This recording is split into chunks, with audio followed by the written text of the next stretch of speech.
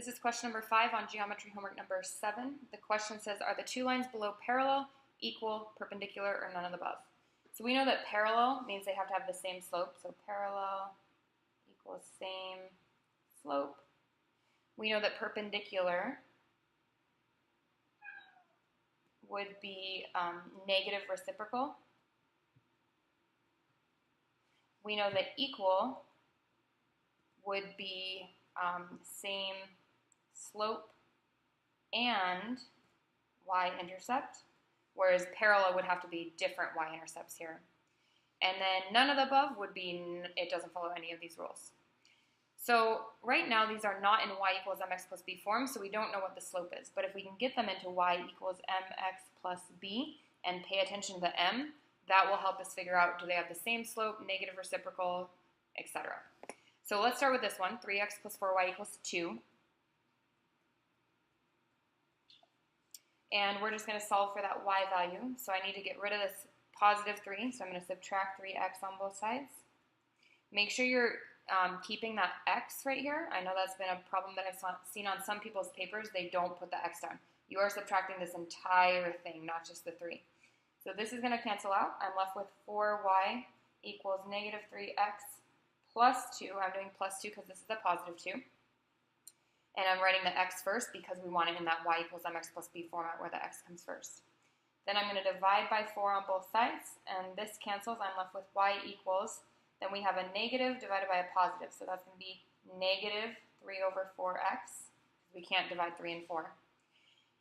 And then I have positive 2 divided by positive 4, so that's going to be plus, and 2 divided by 4, if you want to simplify that, that's 1/2. So this is the y equals mx plus b for this equation right here, slope-intercept form. Then I have the second one that I need to turn into slope-intercept form, so I'm going to do 8x minus 6y equals 5. Draw my line for the equal sign, and I see y right here. We have this 8x right here that's on the same side. We need to get rid of it, so I'm going to do minus 8x. Remember to keep that x. Minus 8x over here. Those cancel. I'm left with negative 6y equals negative 8x, and then again we have plus, because it's a positive number, plus 5. Then I'm going to divide by negative 6 to get the y by itself. Divide by negative 6. These cancel, and I'm left with y equals, we have a negative divided by a negative, so that's going to give us a positive value. So 8 over 6, you could write this as 8 over 6x, but you could also just simplify right now. I know that both of those can be divided by 2. So 8 divided by 2 would be 4 on top, and then on bottom, 6 divided by 2 would be 3 on bottom. Carry down my x, and then I have a positive divided by a negative, so that's going to give me minus, and then 5 over 6, because I can't divide that, or simplify it.